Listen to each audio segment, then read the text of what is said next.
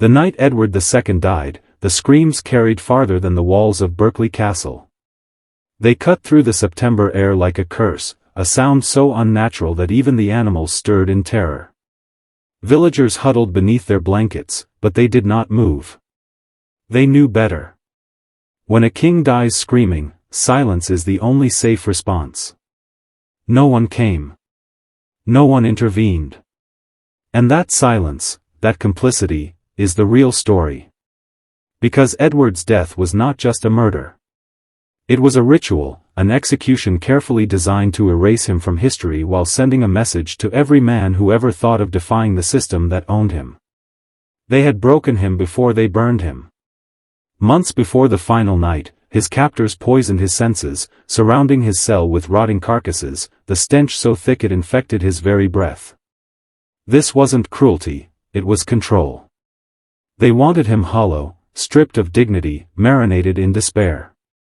So when the brazier was lit and the iron rod glowed white, Edward already knew he was defeated. They brought a horn not as an instrument of sound, but as a shield, to channel the weapon into his body without leaving scars. His killers were told, "Leave no mark." The body of a king must appear untouched, even as the soul inside was incinerated. The irony is almost unbearable. A monarch, heir to the power of England, reduced to silence because the world could not tolerate who he was, what he represented, and the bonds he dared to honor above political convenience. His tormentors were not acting alone. They were following the whispers of barons, the hunger of his wife, the shadows of his enemies, and the machinery of a kingdom that does not forgive difference. But here's the part they never tell you: Edward's death wasn't a moment. It was a culmination, the closing of a trap that had been set decades earlier. Every humiliation, every betrayal, every secret oath he made in the dark, it all led here. To a king destroyed not on a battlefield, but in a dungeon designed as theater for a lesson: power is never yours. Power is only borrowed, and the moment you step outside the script, the system will come for you. And you, yes, you listening, if you think this is just history, you're already mistaken. Edward's screams were not his alone. They are the echoes of a truth that haunts every man who dares to resist the order written for him. Long before Edward's final scream tore the night, the first wound had been inflicted by his own father. Edward I, the Hammer of the Scots, a conqueror whose shadow darkened all of Europe, saw in his son nothing but weakness. A boy who should have loved war but preferred music, who should have lusted for territory but gave his heart to one man, Piers Gaveston. In a world where loyalty was measured in blood and dominance, Edward dared to live by affection, by intimacy, by a private bond deeper than politics. That was unforgivable. Imagine it, the great king, fists clenched, grabbing his son's hair and dragging him across Westminster Hall, the marble echoing with rage. He screamed not only at Edward but at what Edward represented, the failure to become the kind of weapon the monarchy required. That night wasn't discipline, it was indoctrination, a warning burned into Edward's psyche. Choose the crown, or lose everything. But Edward, quietly, secretly, chose differently. He chose Gaveston. This was his first crime, not treason, not heresy, but love. Yet in the machinery of medieval power, that was enough. Nobles whispered. Courtiers mocked. A king's son who preferred the company of a foreign knight over their counsels? That was a fracture in the facade, a weakness that could unravel the entire system. So the system responded the only way it knows how, through exile, through calculated humiliation, through ritualized control. Gaveston was banished, and Edward was forced to kneel beneath his father's rage. But here's where the story bends into something darker. Edward learned. He absorbed the lesson. He understood that survival in such a world wasn't about truth, it was about masks. For 7 years, he performed obedience. He played the dutiful prince. He sat in councils, raised armies, even married the French Princess Isabella. But every smile was a lie. Every oath was camouflage. Behind the mask, Edward was waiting, sharpening his will in silence. And when his father finally died, the crown slid onto his head not as a blessing but as a weapon. His enemies thought they had him contained, chained to their contracts and promises. But Edward understood a secret most men never learn: power doesn't require permission. It requires boldness, audacity, and the willingness to defy what others think you should be. This is why Edward terrifies the chronicles.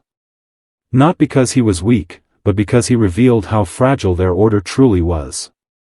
A king who loved differently, ruled differently, and refused to play their game. And for that, for daring to live as himself, the system plotted his destruction from the moment he took the throne. The crown did not protect Edward, it painted a target on his back. From the moment he wore it, he declared war not with armies, but with choices that mocked the establishment. He recalled Gaveston from exile, restoring him with honors, wealth, and intimacy that could not be ignored.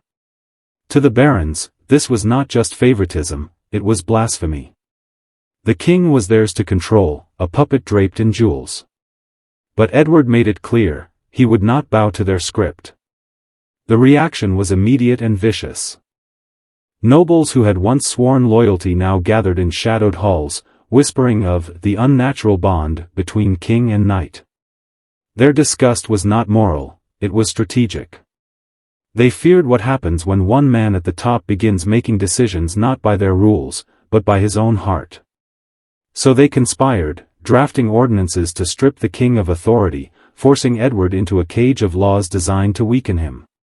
They believed they could bend him into submission, the way his father once tried. But Edward was no longer a boy being dragged by the hair. He had learned something essential: when systems tighten their grip, you must break them. And so he did. He ignored their ordinances. He elevated Gaveston further. He weaponized his defiance, daring them to act. And they did. In 1312, the nobles seized Gaveston, captured him like prey in a hunt. They dragged him to Warwick Castle, mocked him, spat on him, and finally executed him, without trial, without mercy. His body was left abandoned on the roadside, a message carved into flesh: the king does not own love. The king does not own himself. For Edward, this was not just personal loss. It was psychological warfare. They had murdered the man who anchored his soul and expected the king to break, to crawl back into obedience. But Edward did not collapse. He hardened. He carried Gaveston's ghost into every chamber of power, every council, every battlefield. His grief became defiance. This is where most men fail: when the system strips them of what they love, they fold, they retreat into the comfort of obedience. But Edward chose a darker path: vengeance. He surrounded himself with new favorites, men who shared his contempt for the nobles. He bent the machinery of the crown against them. Wars erupted. Fortunes crumbled. Blood soaked the soil of England not because of foreign enemies, but because a king refused to kneel. And here's the truth you were never meant to hear: Edward's tragedy was never weakness. It was that he lived in a world where authenticity itself was punished with death. The barons could not allow his defiance to survive. And so, quietly, the machinery of betrayal began to turn. The enemy did not only sit in the halls of the barons. She slept beside him. Isabella of France, the queen they called the she-wolf of England. At first, she was young, silent, and watchful. But silence can be sharper than any blade. Isabella understood what many men fail to see: that the most dangerous betrayal comes not from your foes, but from the one who studies your weaknesses in your most intimate hours. She watched Edward grieve for Gaveston. She watched him cling to new companions, Hugh Despenser above all, the man who would become his shadow, his shield, his obsession. Despenser was not just a favorite, he was an extension of Edward's rebellion. Together they defied the barons, seized lands, punished enemies with cruelty that mirrored the nobles' own. But this alliance carried a cost. The more power Despenser amassed, the more enemies multiplied. And Isabella, the French princess raised in courts of intrigue, saw her opportunity. She positioned herself as the perfect queen, dutiful, obedient, enduring the humiliation of a husband who gave his devotion elsewhere. But behind the mask, she was collecting allies. French diplomats. Exiled barons. Merchants hungry for influence. She played the long game, weaving a net of loyalties Edward could not see. Where he ruled with open defiance, she ruled with silence. And silence always wins. The breaking point came when Isabella was sent to France to negotiate on Edward's behalf. Most queens would have returned. Isabella did not. Instead, she struck a pact with Roger Mortimer, Edward's greatest enemy. It was more than political. Some say it was passion, others necessity, but it was lethal. Together, they raised an army. Together, they prepared to take the crown from the man she once called husband. Now, imagine Edward in those final months. A king abandoned by his queen, betrayed by his nobles, surrounded by enemies closing in. Yet he still clung to Despenser, still believed loyalty could shield him against a tide designed to drown him. That is the tragedy, he trusted too deeply in bonds the system had already poisoned. And when Isabella landed in England with her army, the nobles flocked to her side. Not because they loved her, but because she represented order, stability, the restoration of the mask Edward had torn apart. They would rather serve a queen and her lover than a king who dared to defy their control. This is the lesson you must see: betrayal does not come as an enemy at the gate.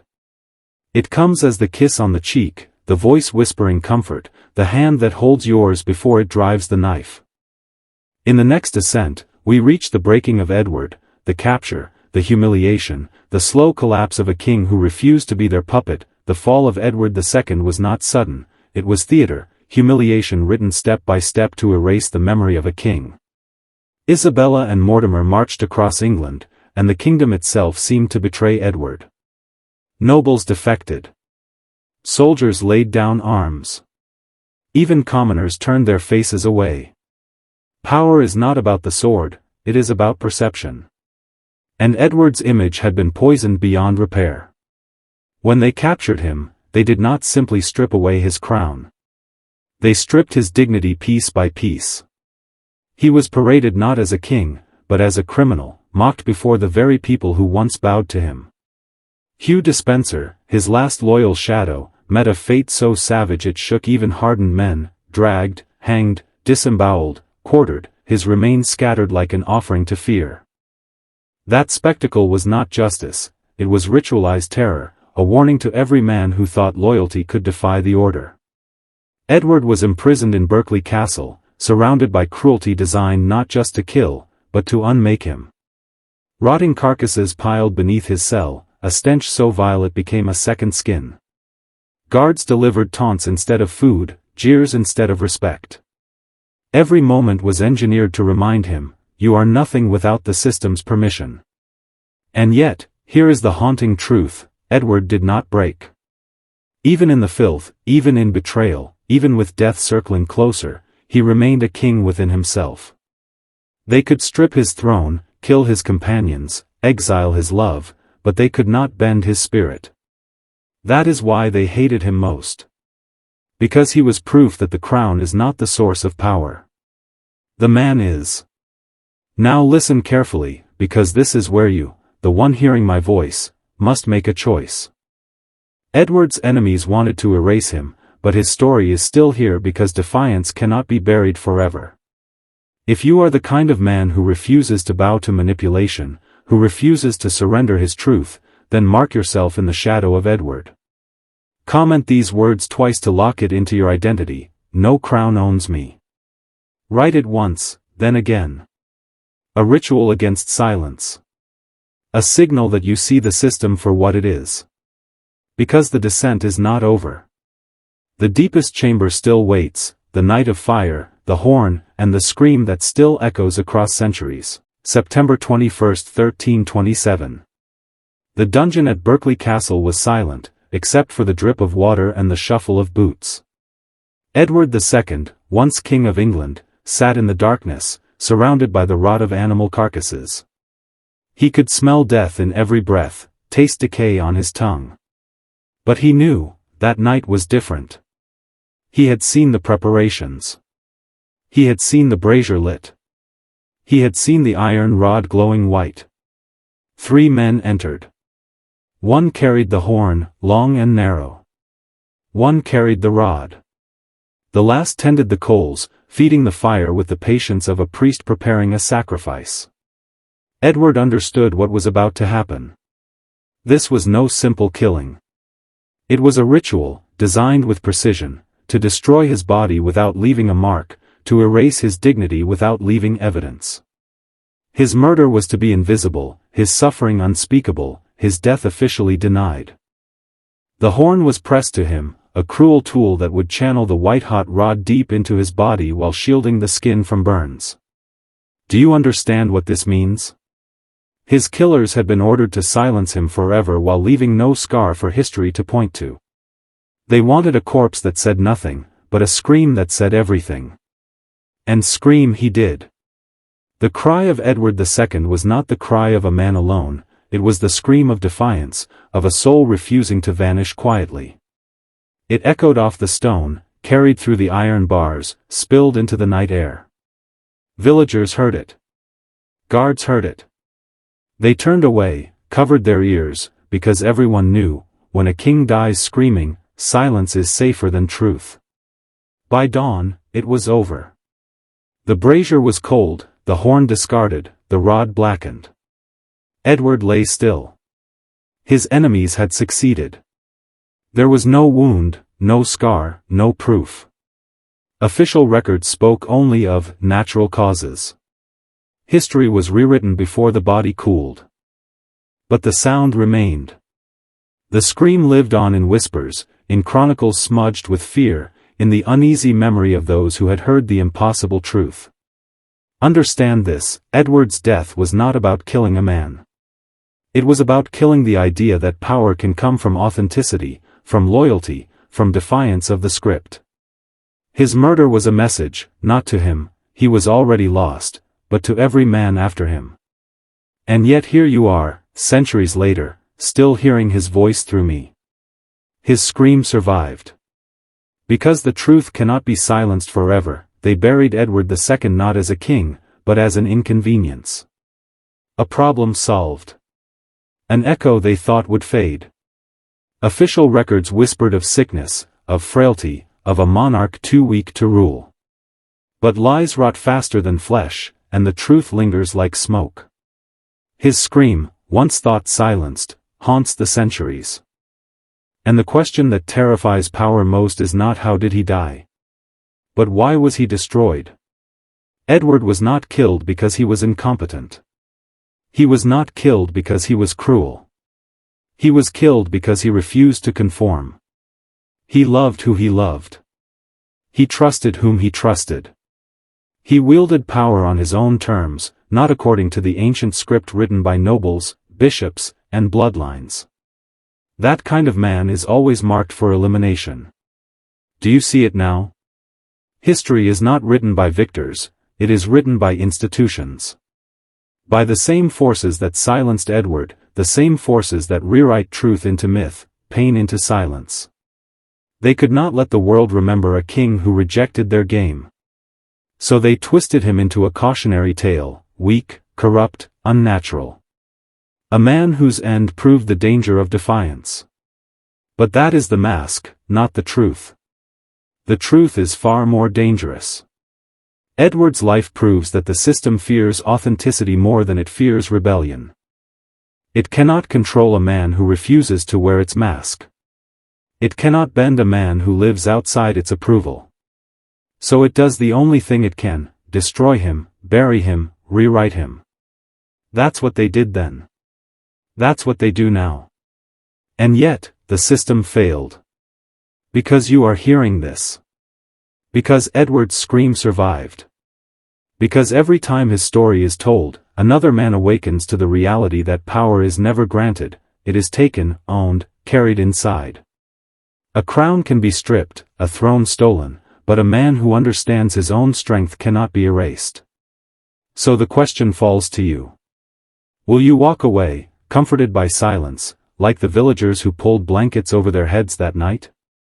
Or will you carry the scream with you? Will you hear it for what it is, a warning, a reminder, and a call? Remember this, Edward II did not die weak. He died because he was strong enough to live differently. And that is why his shadow still breathes. The story is over. But the descent doesn't end here. The rest is yours.